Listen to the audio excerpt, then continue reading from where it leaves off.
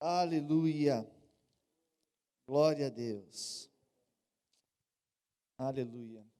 Amém. Você pode abrir a sua Bíblia comigo em Lucas, capítulo 10, verso 17. Lucas 10, verso 17. Diz assim: então regressaram os 70 possuídos de alegria, dizendo: Senhor, os próprios demônios nos submetem pelo teu nome. Então eles receberam a autoridade e saíram. E eles, quando se depararam com os demônios, os 70, eles viram o poder, a autoridade que eles tinham recebido, eles ficaram felizes.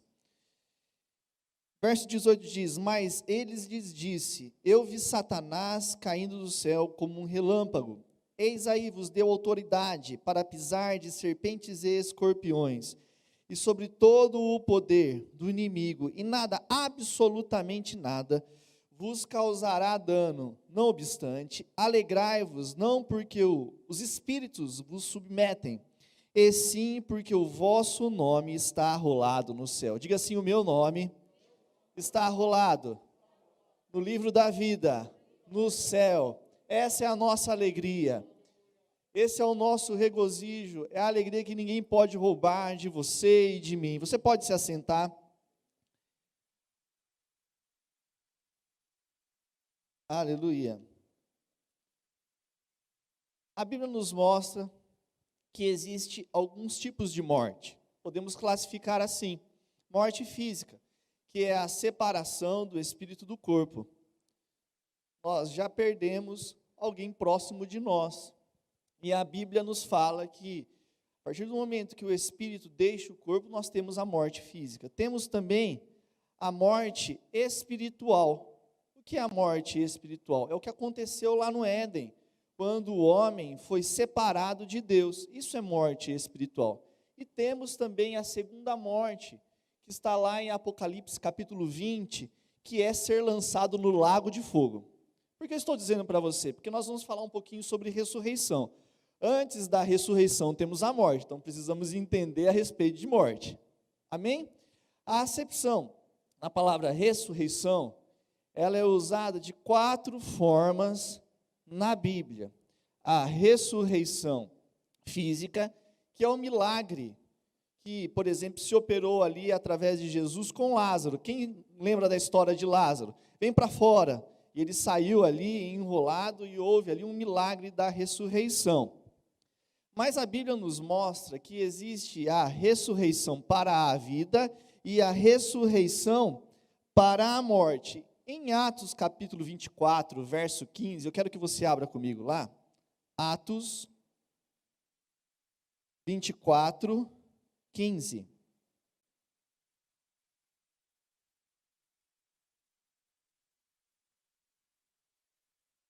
Tendo esperança em Deus, como também estes a têm, de que haverá ressurreição. Diga: haverá ressurreição. E eu pergunto para você: para quem? Vamos ver? Haverá ressurreição, tanto de justos como de injustos. Então, todo o ser humano vai ressuscitar. E ressurreição é uma nova vida em um novo corpo. Por que haverá ressurreição? Porque todos os seres humanos, justos e injustos, vão prestar contas diante de Deus.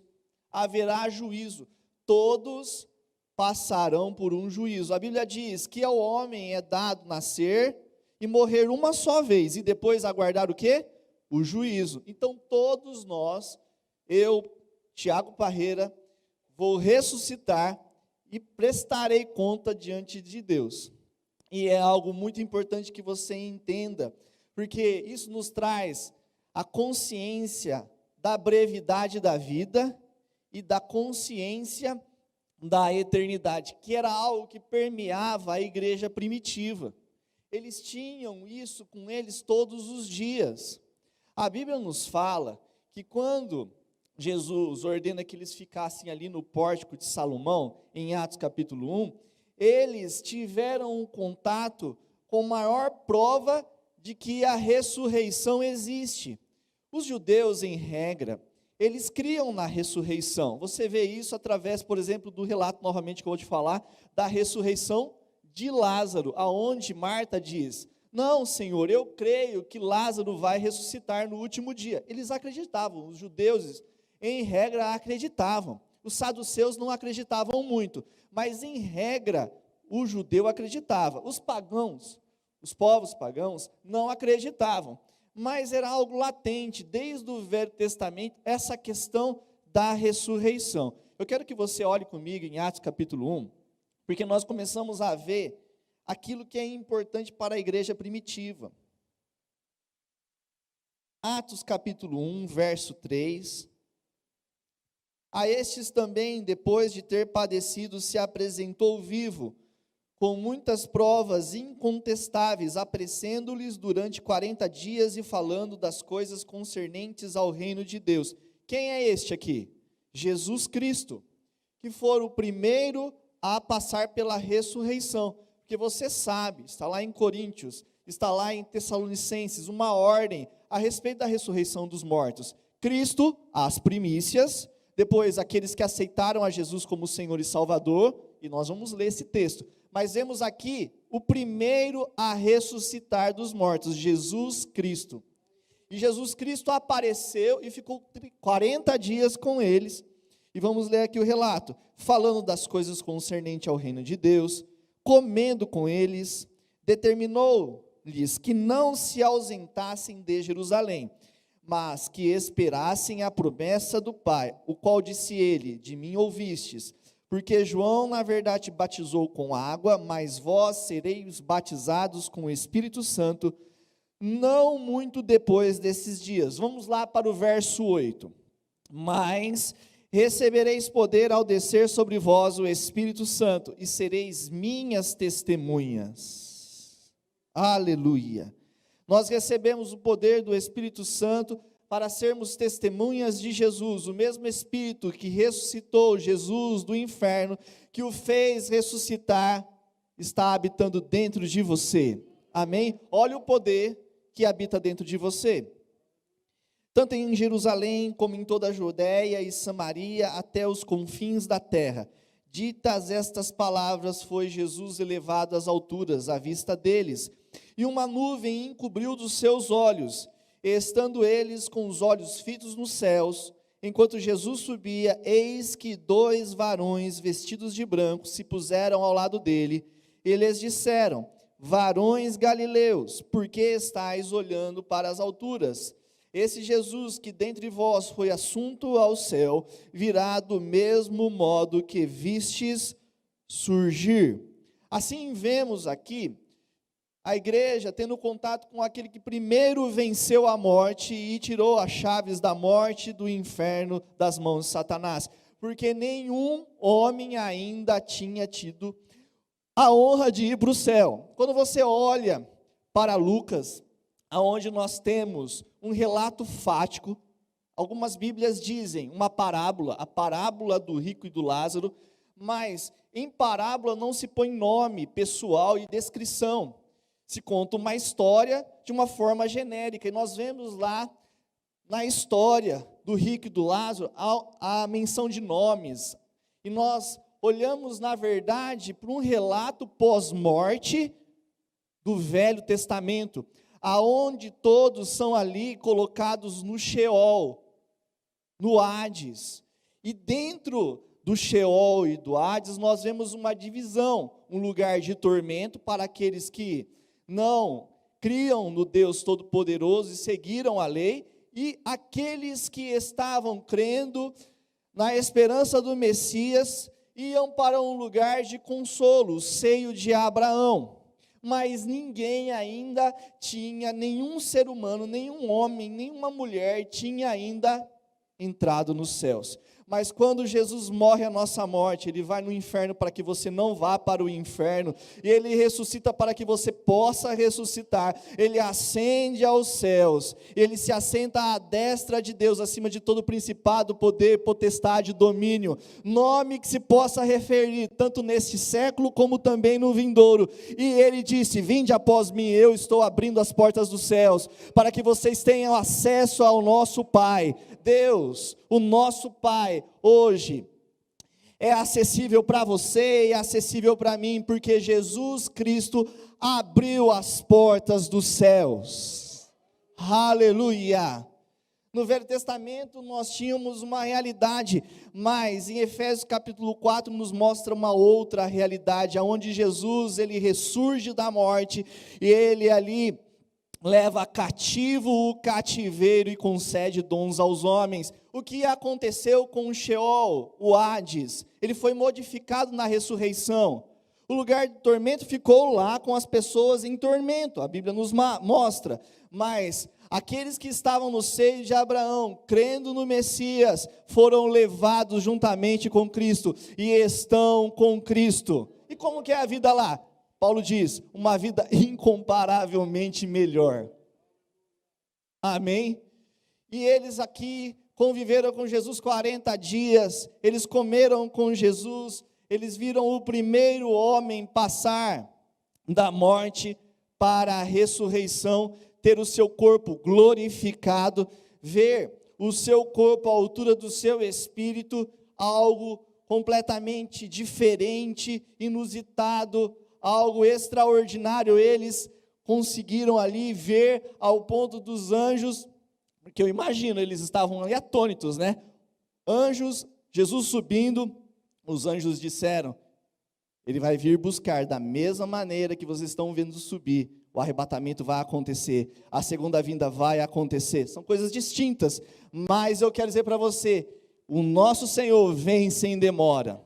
Essa é a nossa geração, a geração que está esperando a vinda do nosso Senhor Jesus Cristo, amém? A geração que foi revestida de poder de autoridade para ser testemunha de Jesus, a geração que iniciou lá com Pedro, que salta no meio ali dos gentios, dos judeus, dizendo, nós não estamos bêbados, mas foi cumprido aquilo que o profeta Joel nos disse, o Espírito de Deus foi derramado sobre toda a carne, aconteceu, nós estamos aqui, alegres, cheios do Espírito Santo, com o poder extraordinário do Espírito, mas eu vou te contar algo que aconteceu. Jesus Cristo, sabe aquele judeu de Nazaré que vocês crucificaram?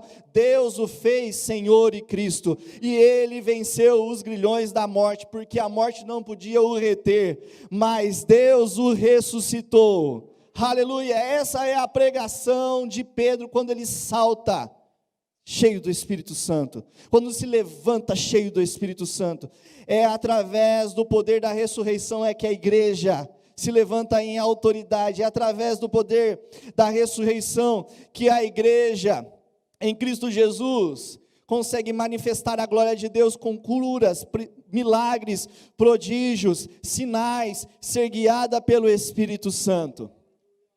Coisas maravilhosas aconteceram na primeira vinda. Mas eu quero dizer para você, a Bíblia fala muito menos da primeira vinda, que já foi cumprida literalmente, do que da segunda vinda. Como foi cumprida as profecias a respeito da primeira vinda? Literalmente. E eu acredito que será cumprida a respeito da segunda vinda, literalmente.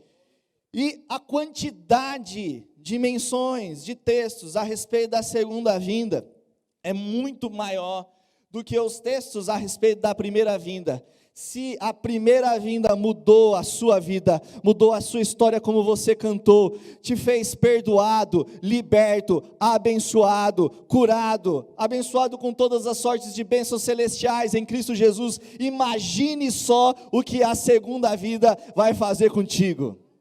Quanto vai mudar a sua realidade, quanto vai transformar o seu corpo, aleluia, quanto você vai ficar ilimitado, aleluia.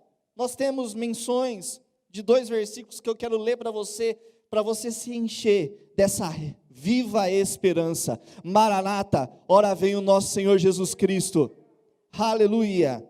2 Timóteo 1:9, abra comigo lá.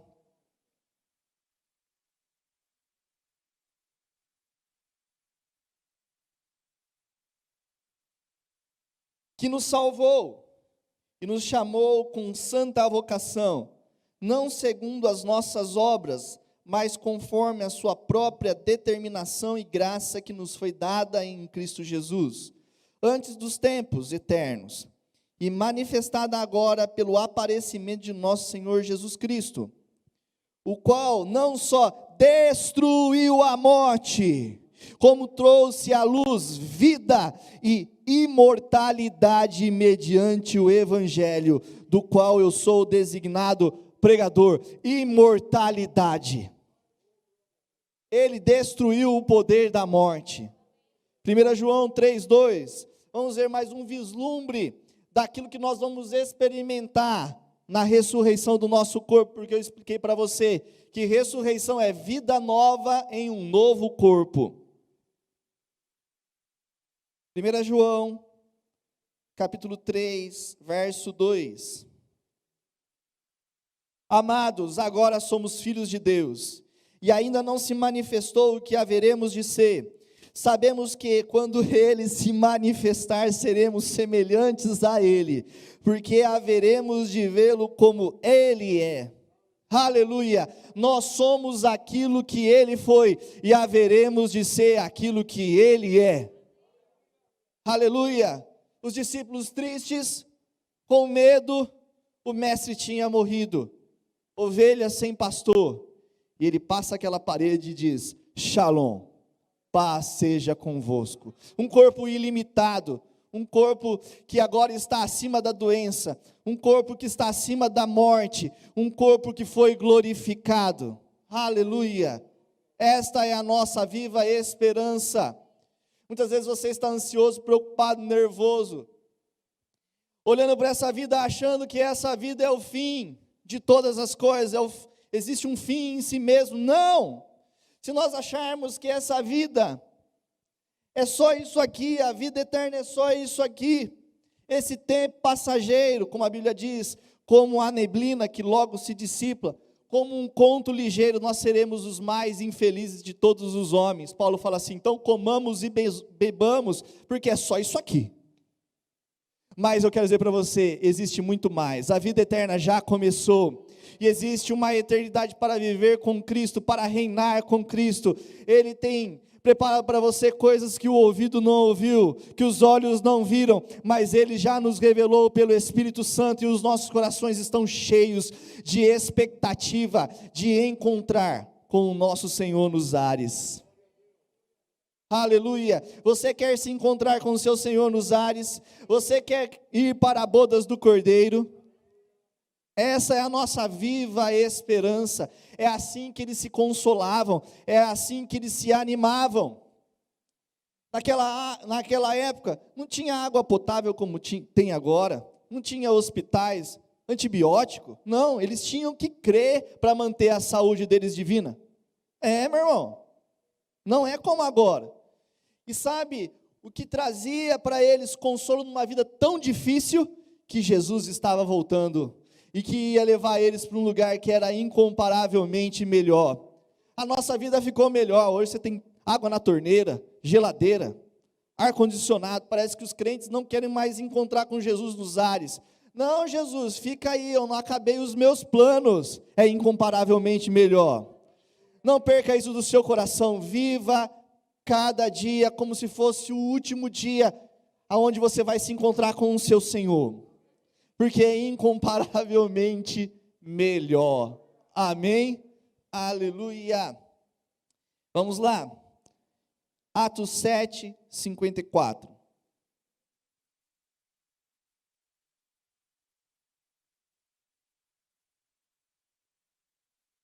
Atos 7, que assim: eu vou para o céu. Uhul! Aleluia! Lá a traça não come, a ferrugem não destrói.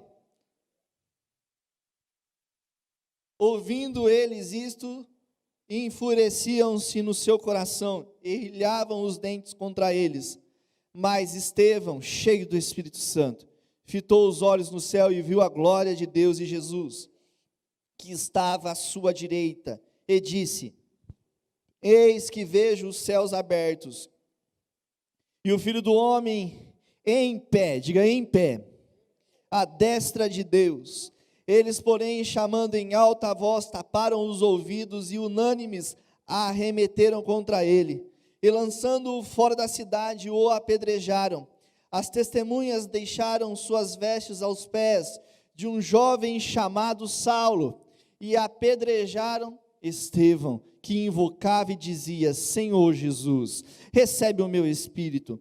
Então, ajoelhando-se, clamou em alta voz: Senhor, não lhes impute este pecado. Com essas palavras, adormeceu. Você está lendo aqui a história de um homem cheio do Espírito Santo, que estava operando sinais, maravilhas, e que estava anunciando a ressurreição de Cristo Jesus.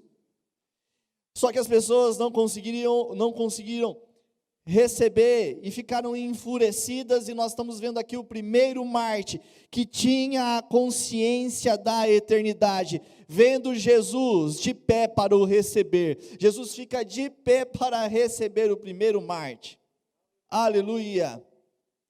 Você precisa todos os dias viver para Deus. Não é mais você que vive, mas é Cristo que vive em você. A vida que você vive hoje não é a mesma vida que você vivia antes. É a mesma vida? Não, não é. É a vida através da fé. Fé para a salvação, fé para a ressuscitação, fé para a cura divina, fé, porque nós vivemos pela fé, mas a vida eterna e os benefícios dessa vida eterna é muito mais do que dinheiro para pagar o boleto, ou um carro novo, uma casa nova, mas é vida eterna para com Deus. Amém? Busque em primeiro lugar o reino de Deus e a sua justiça, as demais coisas vão ser acrescentadas a você.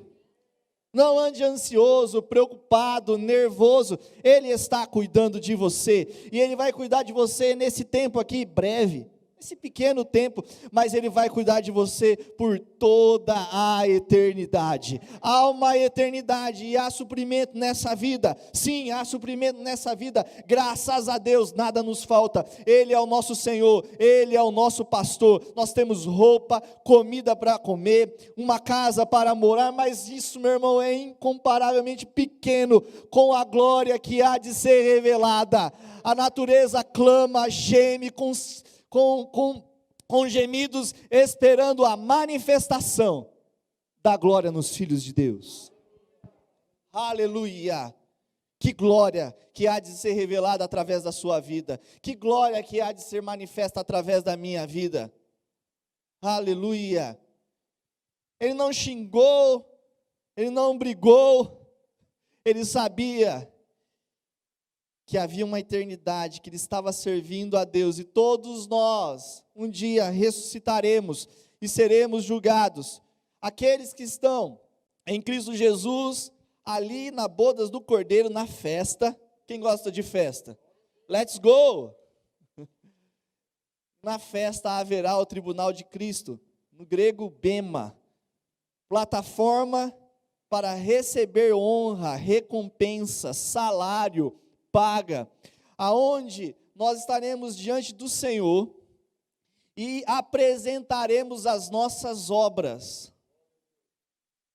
e cada um receberá segundo as suas obras que fez para o bem. Vou dizer uma coisa para você: Jesus garantiu a salvação pela fé, mas o galardão não é pela fé, você é que garante o seu, é por obras. Nós não somos salvos pelas obras, mas para boas obras. Somos salvos pela graça mediante a fé para boas obras. Porque nascemos de novo, nos tornamos filhos de Deus, é natural que você produza boas obras. Amém? Mas um dia você, eu, estaremos no tribunal de Cristo, todos aqueles que foram ressuscitados ou foram arrebatados, como diz lá em Coríntios, como dizem Tessalonicenses, ao soar da trombeta, a voz do arcanjo, os mortos ressuscitarão em primeiro lugar, os vivos serão transformados e se encontrarão com Jesus nos ares e entrarão, agora completo, tá? Entrarão na festa de casamento, na bodas, amém? Aonde nós seremos recompensados no tribunal de Cristo. Lá não será um tribunal para verificação de salvação ou condenação. As pessoas que estiverem no tribunal de Cristo já estão salvas. É um tribunal para recompensas.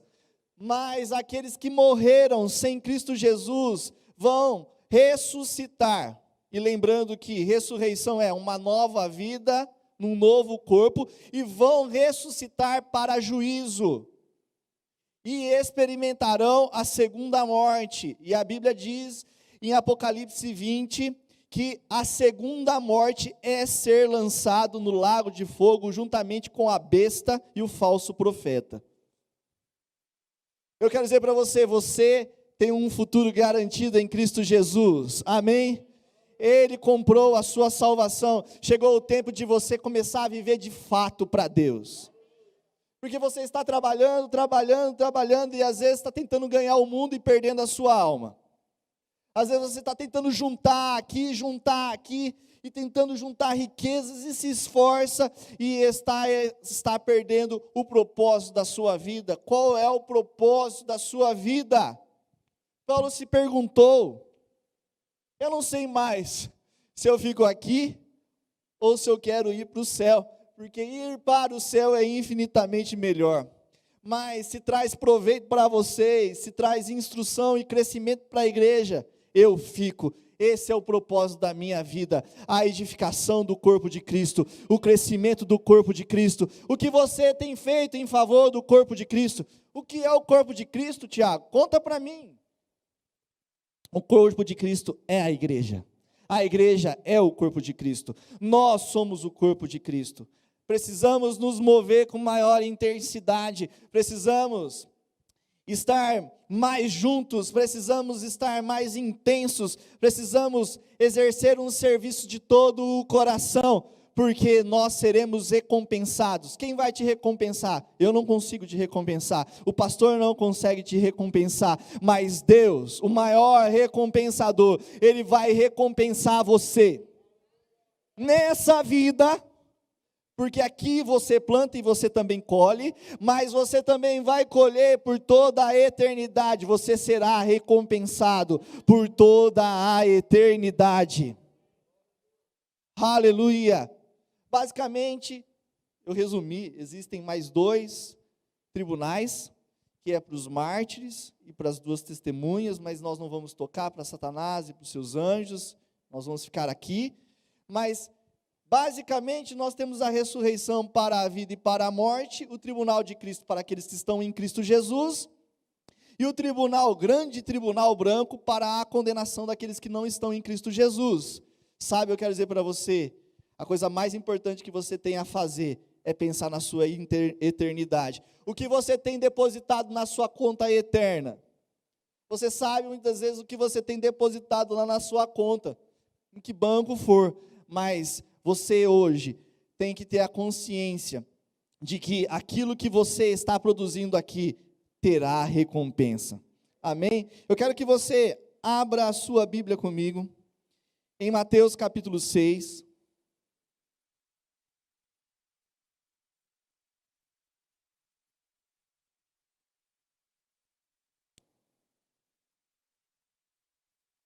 Esse texto é maravilhoso. Esse texto nos ensina muito.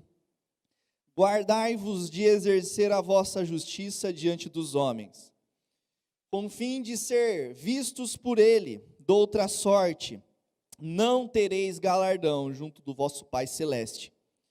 Quando, pois, deres esmola, não toques trombeta diante de ti, como fazem os hipócritas nas sinagogas e nas ruas, para serem glorificados pelos homens. Em verdade vos digo que eles já receberam a recompensa. Tu, porém, ao dares a esmola, ignore a tua mão direita à esquerda o que faz a tua mão direita, para que a tua esmola fique em secreto, e teu Pai, que te vê em secreto, te recompensará. Sabe o que está dizendo aqui? Pessoas estão vivendo para receber a glória do homem, a recompensa do homem, para que sejam promovidos por homens, estão procurando agradar mais a homens do que a Deus. Sempre você vê os apóstolos sendo açoitados, presos, ameaçados, e eles dizem, o que nós vamos fazer? O que é mais importante? Agradar vocês, a homens, ou agradar a Deus? Deus nos concede mais ousadia e intrepidez, para que nós possamos anunciar o poder da ressurreição, com prodígios, sinais e maravilhas. Essa é a igreja chamada. Aleluia! É para isso que você nasceu. Aqui nós vemos pessoas querendo tocar trombeta e receber a glória, mas já receberam a recompensa. O que mais é importante, você receber a recompensa de Deus ou dos homens? Vamos continuar a ler. E quando orares, não sereis como os hipócritas, porque gostam de orar em pé, nas sinagogas e nos cantos das praças, para serem vistos dos homens. Em verdade vos digo que eles já receberam a recompensa. Perdeu. Podia ter ganho, mas perdeu. Estava com a motivação errada. E a Bíblia diz que a motivação do coração será revelada naquele dia. Virá o fogo sobre a palha e a consumirá. Virá sobre a madeira e a consumirá. Vamos continuar. Verso 6. Tu, porém, quando orares, entra no teu quarto e fecha a porta. Orarás ao teu pai que está em secreto, e teu pai que te vê em secreto te recompensará. E orando, não useis de vãs repetições, como os gentios, porque presumem que, pelo seu muito falar, serão ouvidos. Não vos assemelheis, pois, a eles, porque Deus, o vosso Pai, sabe o que tendes necessidade antes que lhes peçais. Oração dominical, que é a oração do Pai Nosso, ensinando a respeito do jejum, para você não ficar jejuando e querendo mostrar que você jejuou, perdeu a recompensa. Dizendo a respeito de não acumular tesouros nos céus, na terra, mas acumular e você conquistar a recompensa celestial. Não viver ansioso e preocupado, mas nós temos o fechamento no verso 34.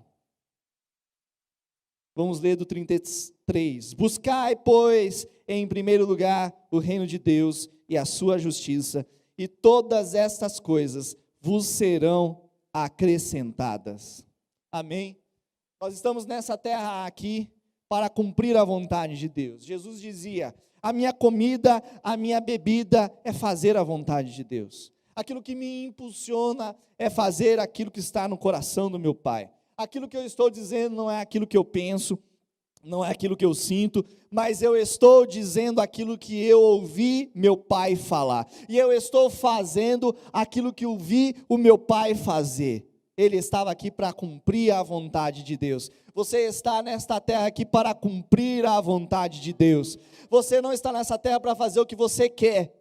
E você não vai receber galardão fazendo o que você quer, mesmo achando que é bom, mas você vai receber galardão pelo que você deveria ter feito, aquilo que Deus te chamou para fazer, aquilo que Ele levantou no seu coração como propósito da sua vida. Cumpra o propósito. Alguns acham que é a quantidade. Não é a quantidade, é a qualidade. Eu estou fazendo algo na igreja, eu estou fazendo algo por alguém, é muito pequeno. Não ache que é pequeno. Faça aquilo de coração, da melhor maneira que você possa fazer. Seja fiel naquilo que Deus te colocou, porque sobre o muito, Ele vai te colocar, se você for fiel. Se eu falar assim para você, qual é o maior volume? A madeira, o feno ou o ouro? Parece mais, madeira, feno, grande volume. Mas eu quero dizer para você, quando o fogo vem sobre as obras, o ouro e a prata ficam. A palha se dissipa, logo se vai, e você não recebe nada. Então eu quero dizer para você, guarde aquilo que Deus te chamou para fazer. E seja fiel, mesmo que pareça naturalmente que não é nada, é muito, você tem ouro nas suas mãos.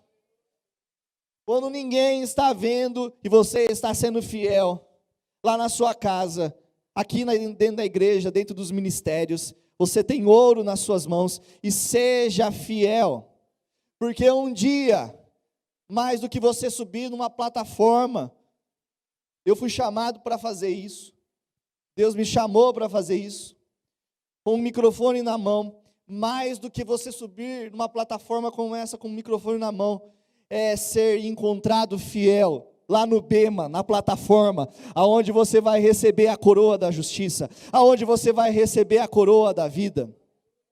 Faça aquilo que você foi chamado para fazer.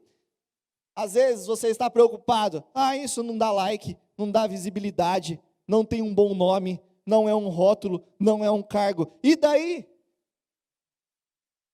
E daí? Se você foi chamado para fazer coisas que não aparecem, o corpo tem muitos membros.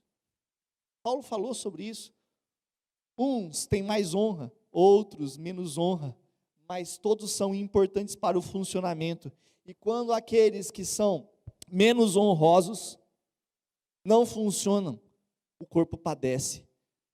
Sabe, você é membro do corpo de Cristo, mesmo que ninguém esteja vendo, faça com fidelidade como você é importante. E naquele dia, quando o seu Senhor chamar, eu te entreguei talentos, eu te entreguei riquezas, o que você fez com eles? Você cavou uma vala, um buraco e escondeu? Ou você vai dizer, não, Senhor, estou aqui, o Senhor me concedeu riqueza, talentos, está aqui, eu multipliquei. Ele vai dizer, servo bom e fiel, entra no gozo do seu Senhor. Aleluia, está aqui a sua paga, está aqui a sua recompensa, está aquilo que eu preparei para você antemão, era isso que eu estava querendo de você, esse era o seu propósito, esse era o propósito da sua vida, amém? Já estou fechando, nós estamos vivendo nos últimos dias, você tem dúvida disso? Eu não tenho dúvida nenhuma, nós estamos nos últimos dias, e nós vamos fechar com um texto de 1 Tessalonicenses, capítulo 4,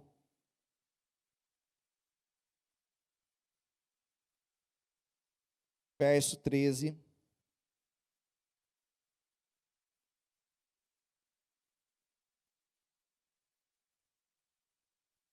vamos ler do 15, daí a gente já vai no texto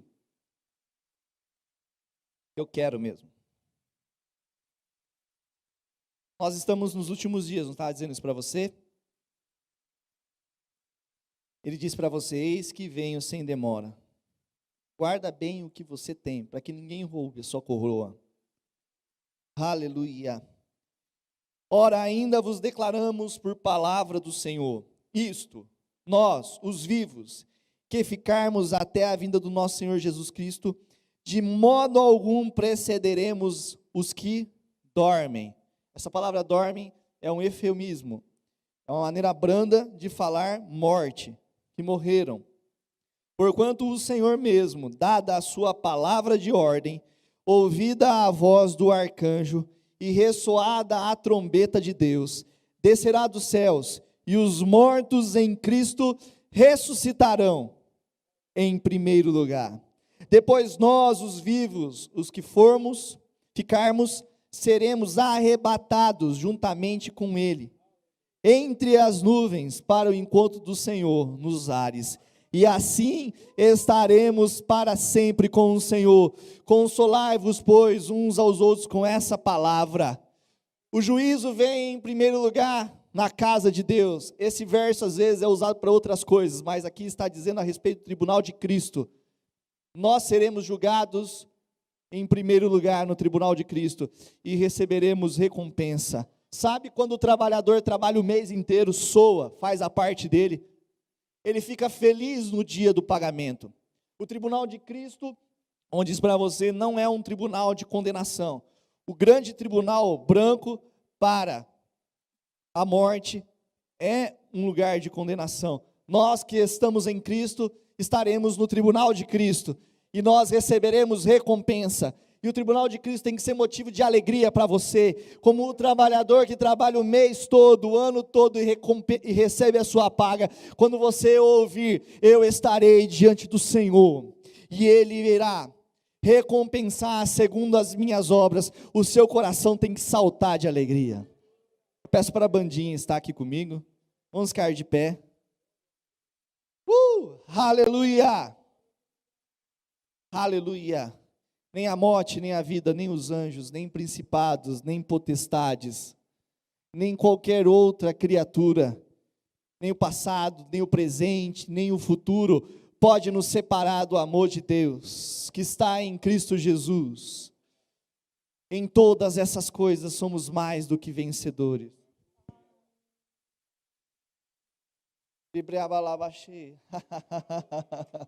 Aleluia! Você achou mesmo que aquilo que Jesus fez era só para cá? Era só esse tempo? Não, existe muito mais. A Bíblia nos fala em Hebreus capítulo 6 que existem princípios básicos, doutrinas básicas, que é fé em Deus, arrependimento de obras mortas, batismo nas águas, no Espírito Santo, no corpo, imposição de mãos, ressurreição de mortos e juízo eterno. Você precisa conhecer a respeito desses assuntos. Se você não fez o rema, faça o rema. O rema trouxe luz aos meus olhos, mudou a minha vida. Faça, porque assim como você não pode comer só proteína ou só carboidrato, dá vontade de comer só carboidrato, né? Batatinha frita, dá vontade. Mas você não pode comer só uma coisa. Você precisa ter uma dieta balanceada. Você precisa saber da sua eternidade. Você precisa ter segurança, porque quando temos a consciência da eternidade, nós podemos dizer: eu não tenho medo da morte, eu não tenho medo da morte, eu não tenho medo das enfermidades, eu não tenho medo de Satanás, maior é aquele que habita dentro de mim.